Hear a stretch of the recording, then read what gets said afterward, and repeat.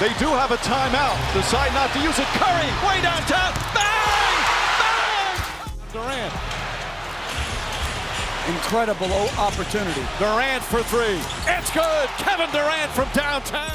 It is the sad truth of the NBA that nobody wants to admit. The league we knew, the players we loved, it's about to be a distant memory, and we still don't know who will take their place. We've wanted LeBron and Curry to team up for something. After all, 4 straight finals appearances is absolutely insane, and the two are good friends. We've seen Steph and KD, but what about LeBron? Steph Curry.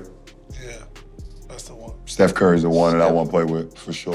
LeBron has said it before. He wants a team up with the GOAT three-point threat. Now, before everyone gets upset, you know that teaming up late in their careers is so much different than teaming up in their peaks. It's not even about winning titles anymore. It's about legacy and having a good time. And honestly, we never thought we'd see LeBron, KD, and Steph on the same team, considering Bron hasn't played on the Olympics since 2012 and Steph never has. Until Sometime this summer, USA basketball lost to Canada. And all of a sudden, within a day, we're hearing that LeBron James, aka Nick Fury, is calling up all the superhero friends to bring the team together. How much truth was there to that? We know that you do. You told us you have interest in playing for that team. No, I do have a lot of interest in playing in Paris. Obviously, it's a lot to be had, here with the Lakers, obviously, in this season. But got a lot of interest on playing in Paris with Team USA. I have a history of playing with Team USA. Obviously, everyone knows that, and we have a lot of great players here in America. So, Have you talked to some of those guys? We've been in communication. we finally saw it. Steph, LeBron, and KD on the biggest international stage together. And they were more than just the living legends sharing a court. They were the most important parts of the team. It seemed like sort of a farewell to a generation. But how long do we have until they're gone? There are only a handful of players from the pre-2010 generation still thriving. We'll get to a few players in their twilight years in a minute. But the thing is, the big three of KD, LeBron, and Steph are still top guys in the NBA. Maybe they're not day in, day out guys like Giannis, Jokic, or Anthony Edwards, but on any given night, they can still look like the best in the world. It was only a year and a half ago that LeBron was in the conference finals. It was the same year that Steph set the record for most points in a Game 7, broken only a few days later, and KD is still the best player on a semi-Big 3 team, though any Big 3 including Bradley Beal feels more like a Big 2 and change.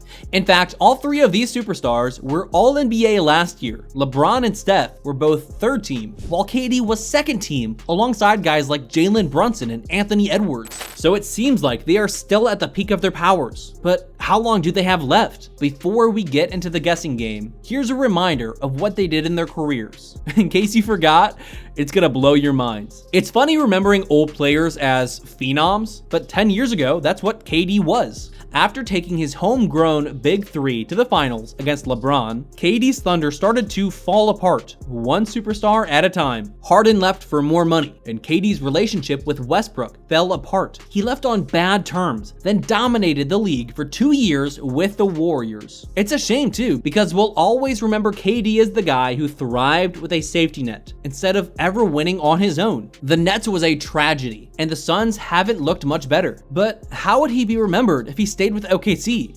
Or if he stayed with Golden State even? Or if he never tore his Achilles? Let us know in the comments, but he'd still be remembered as the second best small forward of a generation. After all, no one is taking that spot from LeBron. Remember when it seemed like he and Wade would spend a career together? It's insane that Wade was at his peak in 2011, retired in 2019, and LeBron is still kicking while Wade is in the Hall of Fame. It's not quite as insane as LeBron going to 8 straight finals, but hey, what is? He was able to get one more title in his later years, alongside AD in the Lakers, but now he's trying to break a tie with Steph, and it seems like that'll never happen. When Steph won Finals MVP in 2022, 3 years after his dynasty looked like it was over, it firmly placed him as a top 10 player of all time. Being the first unanimous MVP back in 2016 didn't hurt either. Remember when he broke the 3-point record in 2013 with 272, then 285 in 2015, then 402 in 2016. No one had ever hit 300 threes in a season, and he just hit 400. He changed the game for better or worse. The paint is wide open. Kids are chucking chucking up logo threes in middle school games, and the traditional power forward is extinct. But hey, you can't blame him for being the best, can you?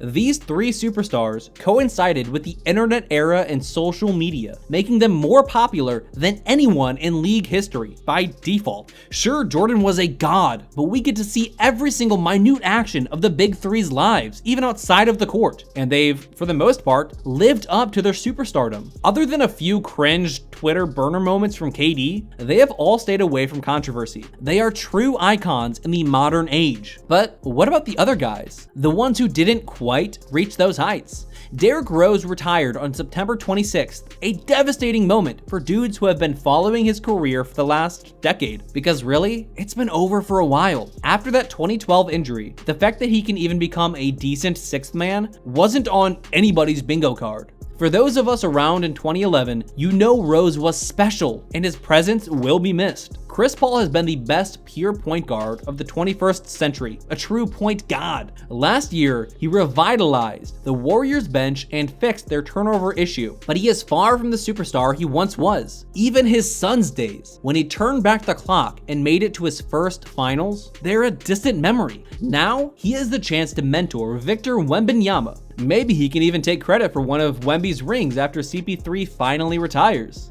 Russell Westbrook and James Harden are two huge what ifs. What if they figured out how to coexist all those years ago? What if they realized that stats don't win games, but defense does? What if they had the same superstar teammate mentality of Steph Curry that everybody eats? Now, they're struggling to age gracefully, looking like a superstar one day, then failing to the next. That is the secret of these superstars as they age. You need to learn to lean into what you can do and not do what you can't. LeBron, KD, and Curry have aged well because they are team-first guys, willing to do what it takes to win. They don't need the ball to be effective. Off-ball movements and leadership is a huge asset for these guys as they age, and Harden in particular has struggled to realize that. But at some point, it's over. So what comes next? LeBron and KD were both blown out in round one, and Steph didn't even get that far. LeBron is more worried about playing with the son in a city he loves. Totally fair for a guy his age, by the way. Steph lost one part of his big three as Klay left for the Mavericks, and KD is probably 3 months away from another trade request. Who is the closest one of them to another ring?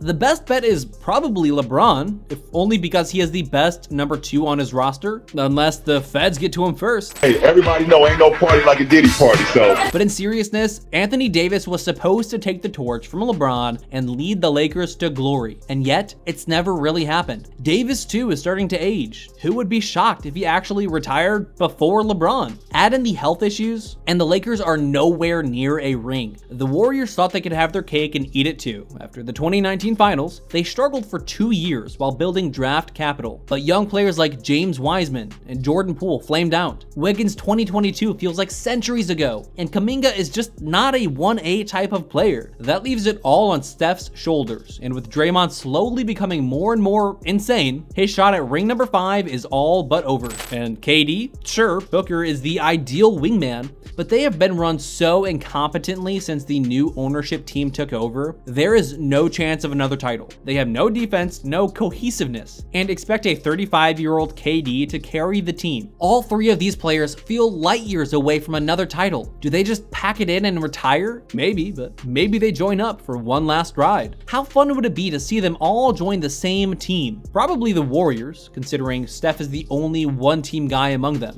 And what if they all retire together, going off into the sunset as they share a farewell tour?